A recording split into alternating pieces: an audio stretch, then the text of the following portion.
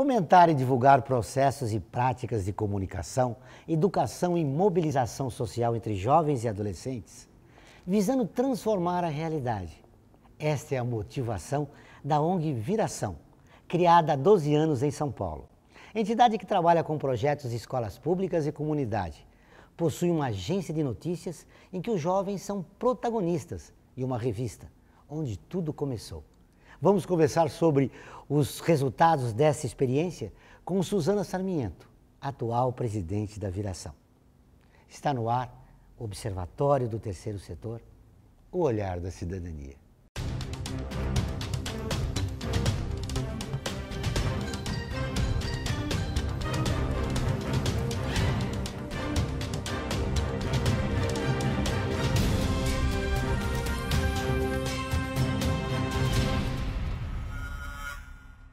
Suzana é jornalista com especialização em jornalismo internacional e político pela PUC de São Paulo. Atua no Terceiro Setor desde 2003. Tudo bem, Suzana? Tudo bem. Como começou sua experiência na Viração? Começou quando eu era mais nova, eu tinha uns 21 anos, bem no início quando os idealizadores queriam fazer uma revista diferenciada para o jovem, com o jovem, me convidaram, né? E eu comecei a participar desse grupo de jovens para criar essa publicação e eu participei da primeira cobertura que saiu o conteúdo da primeira revista, que foi o Fórum Social Mundial em Porto Alegre, né, em janeiro. E aí, a partir daí, a gente veio a revista com outras publicações. Da revista, veio outras necessidades relacionadas à juventude. Então, por exemplo, apareceram oportunidades da gente fazer formação, capacitação a jovens e concorrer a editais, né? E também a gente, desde o início, a gente usou um conceito de educomunicação, né? Que é trabalhar comunicação com educação, né? Usar os instrumentos e estratégias de comunicação para educar. E não necessariamente só em escola, mas diferentes espaços culturais, espaços educativos na própria comunidade, né? E a partir, então, começou com a revista, depois foi caminhando por um processo de formação, capacitação para esse jovem, como ele se comunicar e como dominar esses instrumentos de comunicação, como participar para uma cobertura educomunicativa de espaços que falam de interesses dele, de políticas públicas que impactam o jovem, né? Na época não tinha um estatuto, né, tantas políticas públicas voltadas para esse público. Você falou do interesse do jovem. Como é o jovem hoje? Ele está mais interessado em política? Olha, é complicado responder essa questão porque eu acho que depende do jovem, né? E qual região desse jovem. O jovem tem um mito, né? O jovem alienado. Eu acho que a gente tem que tomar muito cuidado para falar desse jovem, porque ele é um ator super importante, é um sonhador que a gente super respeita e é um ator social com muita vontade. A gente vê hoje muitos empreendedores sociais jovens que criam startups, que criam suas próprias empresas, que movimentam e criam essa própria economia criativa e que falam de políticas públicas. Ao mesmo tempo, você tem jovens que não têm esse tipo de interesse, né? Você teve manifestações mais atuais que teve uma participação em massa de jovens, de estudantes universitários e estudantes da rede pública de ensino. Quando eu era jovem, eu queria fazer revolução. O que era o jovem de hoje? Ele quer fazer a revolução, ele sonha, ele defende a bandeira dele, mas ele faz com instrumentos diferentes, com ferramentas diferentes. Ferramentas mais digitais, né? Não só do panfleto, do lambi-lambi, né? Do jornal mural, mas também usa muitas redes sociais, Facebook, Twitter. A comunicação está muito mais dinâmica hoje, né? Você diz que o jovem é participativo e é equivocada essa visão de que é alienado. O jovem de hoje tem aspirações? Muitas. Muitas. Pelo que a gente observa nas formações e capacitações, eu acho que faltam ainda espaços para ouvir esse jovem, né? A gente ainda tem poucas políticas públicas para defender a causa do jovem, né? A gente tem, lógico, tem o Estatuto da Criança e do Adolescente, que aí pega a parcela dos adolescentes, né? Teve o Estatuto Nacional da Juventude, que foi aprovado recentemente na gestão da atual presidenta. Mas assim, ainda tem poucas pesquisas retratando o jovem, mas tem muitos especialistas que já falam, mas ainda é muito segmentado e são poucos veículos que retratam de fato os interesses dos jovens. Você falou em políticas, a ausência de políticas públicas. Eu me lembro que na Constituinte de 88 está escrito lá que o jovem, a partir dos 16 anos, pode escolher os seus representantes. De lá para cá, não vi mais evolução. O que aconteceu? Olha, eu reparo assim, o jovem que a gente tem muito contato são jovens de coletivos que desde que iniciou o projeto a gente foi interesse de conectar esses jovens, né, de várias partes do Brasil. Então a gente tem muito contato com os jovens que participam de movimentos sociais, de coletivos, de organizações, a sociedade civil organizada, mas também tem um jovem que não quer se envolver dentro desses coletivos e nem de partidos políticos. Por desconhecimento. Eu acho que também tem um contexto social e cultural do jovem, porque isso foi anos 1990, não dá para comparar com os anos 2000, 2010 e adiante, não dá. Discutir política naquela época veio muito impactado da campanha das diretas, né, governo Collor, impeachment. Eu assisti pela televisão o impeachment, mas muito jovem. Boa lembrança que você deu. Não teve ideia do que foi, do que foi presenciar isso e como era discutido política. Você deu uma lembrança boa, falando do governo Collor, me ocorreu lembrar dos Caras Pintadas. É possível ressurgir um movimento de jovens questionando, por exemplo, o sistema? Olha, eu acompanhei muito as manifestações. Eu acho um pouco difícil comparar, porque foi outra época, era um outro tipo de juventude, tinham outras ferramentas de comunicação. Hoje, as redes sociais, a tecnologia impacta muito nessa forma de manifestação do jovem, que está muito mais tecnológica, né? Mas eu percebi nos últimos anos, não só do jovem, mas do cidadão adulto, enfim, um descrédito dos partidos políticos. E aí o discurso é diferente, né? Impacta quando fala do sistema político, né? E ainda tem muita gente, tem muito jovem, criança, enfim, adulto que não conhece o sistema político do Brasil, né? Como ele é organizado e aí perde o interesse nas eleições, perde o interesse na participação de conselhos, de grupos ali do bairro que decidem por pautas importantes de desenvolvimento local daquela região. Ao mesmo tempo, você tem grupos de jovens que são super focados, são militantes de causas específicas. Por exemplo, você tem grupos de jovens que batalham muito para ter direitos para andarem de bicicleta, com mais segurança pela cidade. Uma manifestação que aconteceu na Europa, exatamente foi na Espanha, com o Podemos, foi uma rejeição às instituições e aos partidos políticos. Uma experiência interessante. É possível essa experiência ser reproduzida aqui no Brasil? No nosso próximo bloco, vamos continuar a entrevista com Suzana Sarmiento, presidente da Viração.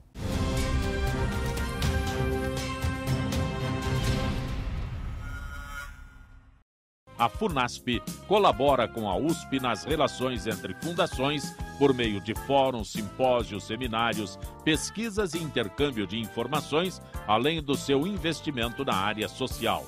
Para melhores informações, entre no nosso site www.funasp.org.br. FUNASP, um marco entre o universo acadêmico e a sociedade. A vida nos traz muitas conquistas, mostrando que todo conhecimento e esforço compensaram. Em cada detalhe, cada emoção. Com a FIA, minhas entregas se tornaram melhores e mais ágeis. Dessa forma, conquistei mais tempo para a minha maior felicidade, ser pai. E a FIA compartilha esses sonhos com a melhor estrutura, corpo docente e networking que conduzem ao sucesso e à felicidade. FIA, sua maior conquista.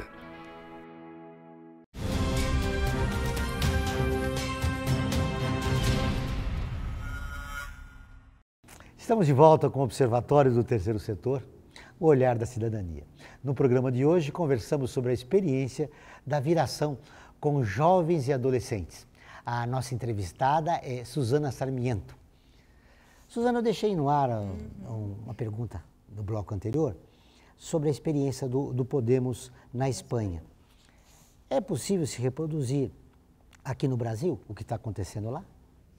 Olha, eu acho complicado a gente comparar dois países com dois tamanhos diferentes. Assim, Brasil comparar com um país da Europa é muito complexo. Eu vou falar, eu acho um pouco complicado, na minha opinião. Também não estou acompanhando tão de perto, não tenho uma...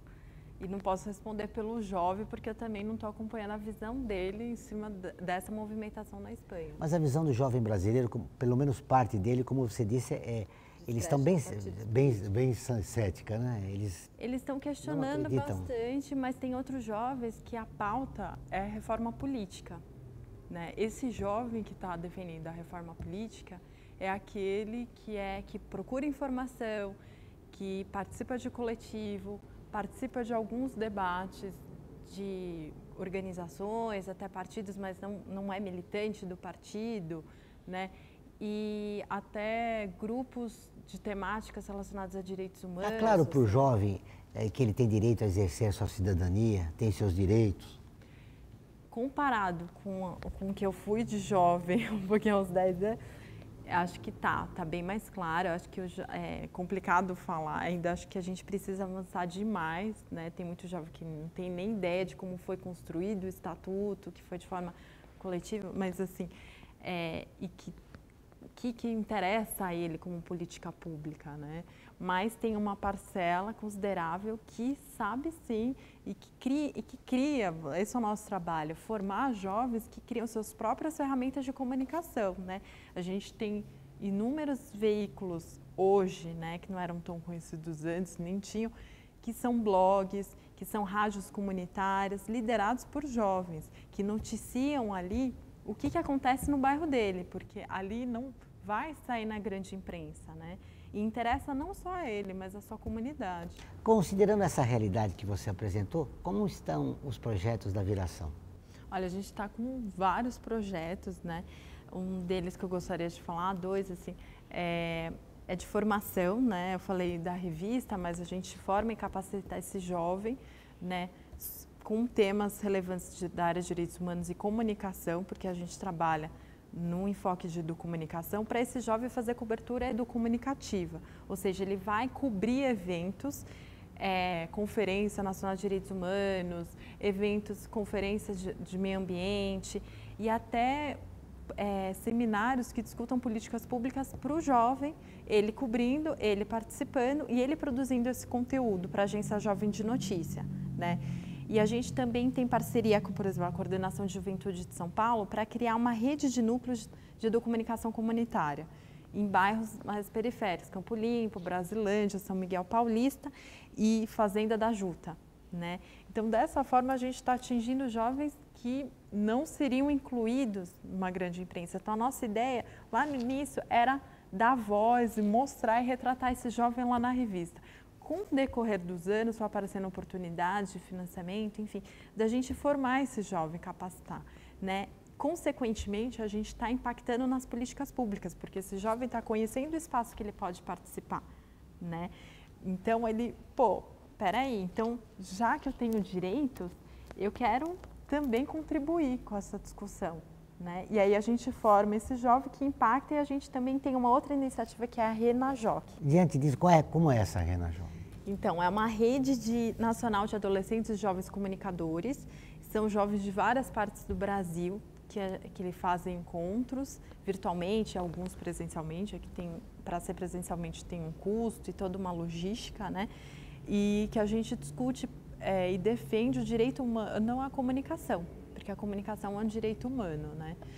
E recentemente a gente produziu 5.000 cartilhas que já foram distribuídas, explicando essa rede, né, de jovens, rede de adolescentes e jovens comunicativos, sobre o direito à comunicação. Nessa cartilha fala sobre o direito humano, sobre várias questões, redução à maioridade penal, vários temas que interessam ao jovem. Como tem sido esses jovens? Inicialmente, qual é o período que dura esse projeto? Depende da formação e a parceria com qual organização a gente está em parceria. Tem formações de 2 anos, 1 ano, tem projetos, né, de 1 ano, 2 anos. A Agência Jovem de Notícias é uma constante, né? A nossa equipe hoje é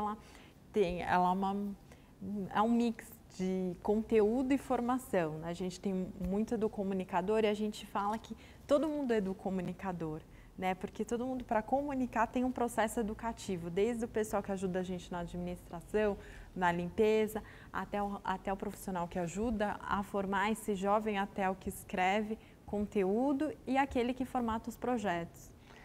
Depois do período que o jovem passa lá, os 2 ou 3 anos com vocês, como tem sido o protagonismo dele na sociedade? Por exemplo, tem jovens que eles não sabiam muito pouco, tinham muito pouco contato com alguns conceitos de direitos humanos, direitos que eles têm, né, que eles não sabiam e a gente tem relatos muito bacanas disso, como impacta positivamente na escola, na escolha da profissão, né? E é muito bacana, muito interessante ver esse jovem que participava das oficinas escolher uma profissão relacionada a direitos humanos, vai para a área de história, de sociologia, na área da educação, enfim, e consegue entrar numa universidade pública. Esse jovem que muitas vezes é da periferia. Muito bem. Como é reunir? Você me disse no intervalo que vocês têm jovens da periferia e têm jovens da classe média. Sim. Como é reunir essas duas personagens num projeto? Eu acho que, lógico, a gente tem nos projetos mais dependendo dos bairros em que a gente atua, jovens de baixa renda. Lógico que em atividades, quando eram encontros dos Virajovens para discutir as pautas, era aberto esses encontros, né?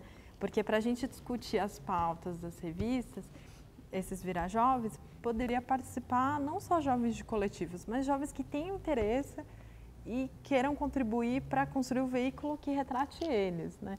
Então, pode ser um jovem de classe média ou classe média alta, enfim. E não existia diferença porque de posição, porque o importante era colocar aquele tema em pauta. E era muito interessante misturar, por exemplo, um jovem, e a gente tem hoje mais esse mix na revista, construir um texto que é o jovem lá da Bahia, o jovem do Sul, sei lá, do Paraná, entendeu? Não existem duas visões de mundo expressadas no mesmo projeto?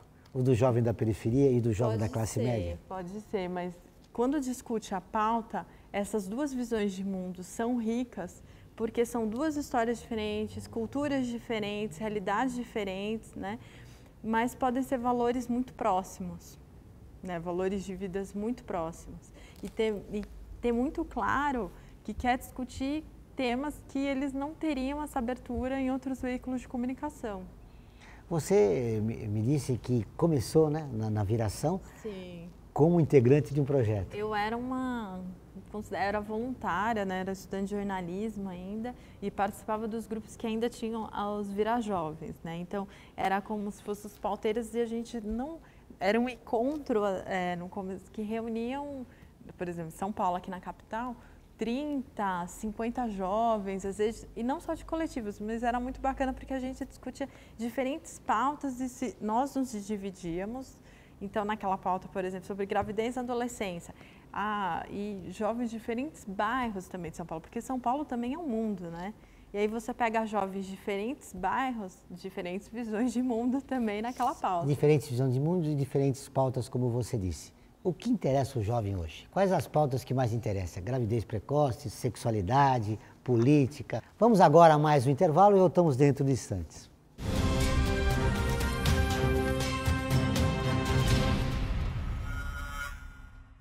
A FUNASP colabora com a USP nas relações entre fundações por meio de fóruns, simpósios, seminários, pesquisas e intercâmbio de informações, além do seu investimento na área social.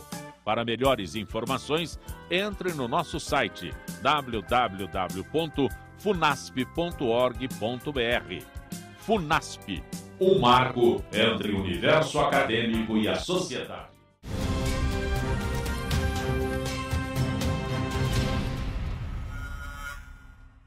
Chegamos ao último bloco do Observatório do Terceiro Setor, o Olhar da Cidadania.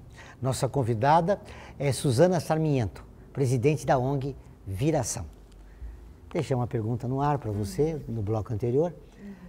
Quais os temas que mais interessam o jovem de hoje? Olha, seguindo o último estudo que a gente fez, o levantamento dos conteúdos que foram mais acessados na revista, nas publicações do ano passado, está esbarrando ali na política de mudanças climáticas, né, que a gente teve muito acesso numa cobertura que a gente fez da Conferência do Clima, games, qualificação técnica profissional e o evento e a Copa do Mundo. Né, também teve muito, mas a Copa no sentido de se teve retorno financeiro ou não para o país, né, o legado social, qual foi o verdadeiro legado social para o país, né? E o Marco Civil da Internet também, porque imagino que também é uma geração que usa, né, e sabe da importância de discutir uma regulamentação da parte digital, né, do ambiente digital. E também participação popular sobre a Assembleia Constituinte pela Reforma Política. Aí, de novo, essa pauta da reforma política, né? Muito bem, uma coisa que eu quero te perguntar é a maioridade penal. Sua opinião, você trabalha com jovens e adolescentes. Há uma onda aí, uma parcela significativa da população, até no Congresso Nacional, defendendo o fim da maioridade. Então, a viração, e eu, pessoalmente, a gente está totalmente contra não a redução à maioridade penal. A gente vê que essa medida ela não vai reduzir a violência. Assim, engraçado, eu estou aqui com um dado, a gente publicou, está lá no site da Agência Jovem de Notícias, a gente está também divulgando pelo nosso Twitter e a página no Facebook, a carta, a posição do Unicef, né, que é uma organização super respeitada que defende os direitos da criança e do adolescente, em que fala também nessa carta que hoje as principais vítimas dos atos de violência são jovens, são crianças e jovens, né? O Brasil é o segundo país no mundo em número absoluto de homicídios e de adolescentes, só está atrás da Nigéria, né? Dos 21 milhões de adolescentes brasileiros, apenas 0,013% cometeram atos contra o sistema. Então, é complicado, você tem dados, e não é punindo que você inclui, corrige, né? Essa palavra, eu não sei se ela não é adequada, mas assim, você tem um ECA que ele prevê para esse jovem que ele infringe, né, a lei, enfim, a sociedade de alguma forma, você tem as medidas socioeducativas. Você acha que essa discussão está entre os jovens? Os jovens discutem isso? Os jovens discutem esse tema? Do espaço da viração, sim. E até apoia, e não só nas redes sociais, mas está discutindo nos grupos, nos espaços em que ele circula, o porquê e tem uma posição que tende a Esse tema da maioridade poderia levá-los às ruas? Olha, aí já são outros 500. Eu imagino que alguns grupos, por que não? Né? Vai depender da forma de organização. A gente não consegue acompanhar tudo, mas o que eles fazem nas regiões de atividades, eles nos encaminham, né? Que gera a pauta também para a agência jovem, enfim, para os nossos Já há algum canais. tempo, determinados segmentos da sociedade estão combatendo o Estatuto do Menor e do Adolescente, que é um documento progressista, né, considerado no mundo inteiro. Quais as razões? Por que você acha que eles querem acabar com a maioridade? Olha, eu vejo assim com muita preocupação, porque eu acredito que o princípio não é assim que a gente vai combater a violência, né? O buraco é muito mais embaixo, a discussão tem que ser mais a desigualdade social, né? Numa distribuição mais igualitária de renda, né? De oportunidades para essas famílias que vai impactar esses jovens, essas crianças. E não é punindo, realmente eu não consigo ver na punição como uma forma de diminuir a violência, né? Você vai violentar o direito do outro também. Lógico que tem casos, há inúmeros casos, e aí eles usam os argumentos, né? Esse jovem, essa criança pode cometer um ato ilegal tremendo, pior que um adulto, mas se ela chegar a cometer esse ato tão tremendo, tão criminoso, ela nem chegou a ser jovem, ela nem chegou a ser criança, porque a criança não é violenta por natureza, né? Essa criança, então, ela cresceu num ambiente que ela não teve direitos, né? Então, assim, contextualizar também essas situações. E o jovem da classe média que participa dos projetos da Viração também pensa assim? Olha, eu acredito que sim, até porque ele tem contato com os jovens de outras classes sociais, camadas, a gente discute igual por igual, a gente respeita a opinião diferente também, tem esse espaço do debate, do argumento nas formações também, né? A gente tem atividades não só de formação e da cobertura, mas também de manifestações nas ruas, atividades que ajudam a informar a população, né? Para fechar nossa entrevista, Suzana, em 2013 os jovens foram às ruas protestar. Você acha que eles devem retornar ou estão retornando aí com essas manifestações que estão acontecendo em todo o país? Olha, os jovens que eu acompanho, sim, estão preocupados porque uma parte, nas últimas eleições, teve uma crítica muito maciça a programas sociais, né? E muitos foram beneficiados por esses programas, né? Mas também a Viração tem mais contato com esse jovem que não foi para a rua na última manifestação, ele contrária ao governo atual, né? Mas sim ao jovem que pede a reforma política. Então é diferente, né? A reforma política, a maior participação, a transparência. Obrigado novamente pela entrevista e parabéns pelo trabalho na Viração. Obrigada. O Observatório do Terceiro Setor dessa semana termina aqui. Para rever esse e outros programas, acompanhar nosso programa de rádio, notícias, comentários dos colunistas, acesse o portal observatoriotercesetor.com.br ou nossa página no Facebook. Participe do Observatório do Terceiro Setor na construção de uma sociedade mais justa, solidária e sustentável. Até o próximo programa.